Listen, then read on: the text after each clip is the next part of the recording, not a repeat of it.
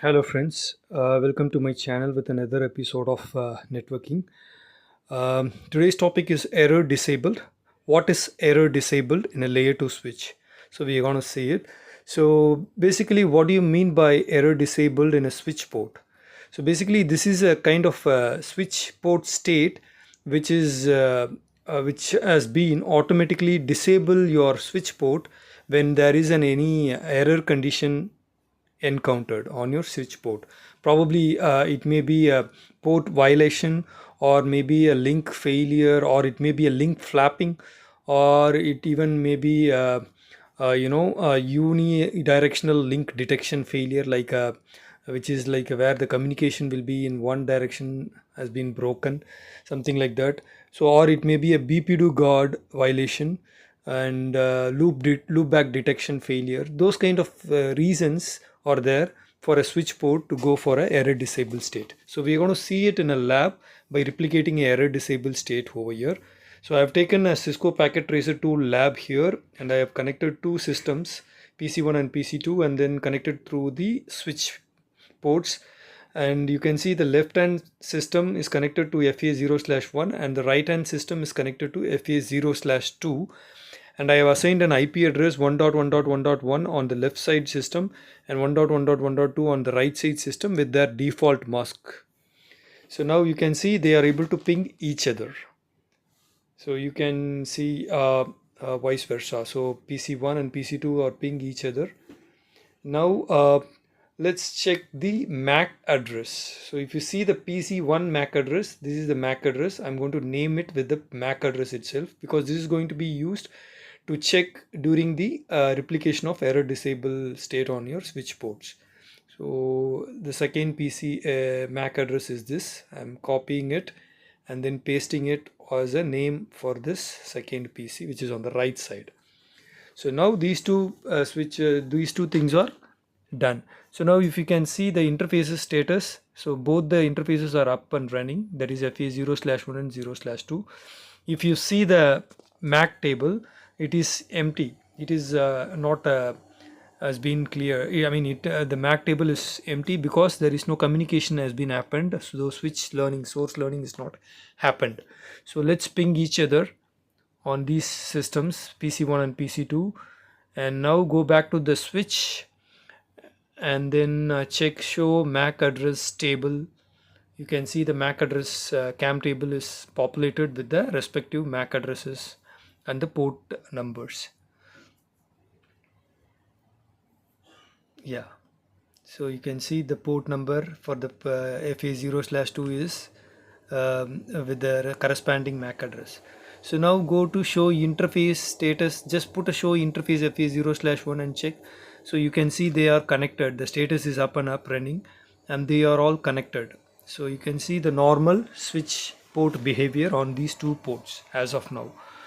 So now let's check the port status enabled or not on this device. Just put show port security interface FA0/1. You can see the port security has been disabled right now because we haven't enabled any port security on the switch ports. Similarly, on switch interface FA0/2 also has the same conditions. So there is no port security has been enabled so far. So let's try to enable a port security on this device with these two ports, and then check how we can replicate the error disable state. So I'm just doing in order to enable the port security, you have to be on a switch port mode access for that port. So that's why I'm configured switch port mode access, and then to enable switch port security, you have to give switch port and then you have type port security that will enable the port security on that interface globally. And then you can give port security configurations like port security MAC address sticky, which will help us to stick this system MAC address on that particular port. And you can give a port security with a maximum as 1, which is this only maximum 1 MAC address is allowed on this port to be connected. And then you can give the violation. There are 3 types of violation: shutdown, restrict, and protect. So we are going to go with the shutdown violation for the port security configurations. And similarly, we are going to do it on the interface FA0/2 as well. So enable it through the switch port security command, and then give the MAC address sticky as well as the maximum MAC address allowed will be 1, and then the violation mode can be shut down for this switch port with this port security violation shutdown. And now we have configured both the interfaces with the port security. So let's check whether the port security is enabled. Show port security interface FA0/1 now. So now you can see the port security has been enabled on both the ports. So you can see here the state is enabled, and you can also see they are secure up. Secure up in the sense the interface is up with the security enabled, which is port security, and all the features you can see. The maximum number of MAC addresses allowed is 1 that we have already configured, and the violation mode is on shutdown. So let's go to the PC1 now and try to ping the interfaces. Try to ping the end-to-end PC each other and check the MAC address table, show MAC address. So you can see the MAC address has been populated with the corresponding physical address with the port mapping. So now everything is configured and they are still working. Now let's say an attacker, a new PC is come into the picture, and he is not an authorized user. He is just trying to plug in on the first port of the switch, which is FA0/1, which is right now connected on your PC on the left side. So we are going to plug and play with this port. So we are going to plug this new PC into the first port of the switch.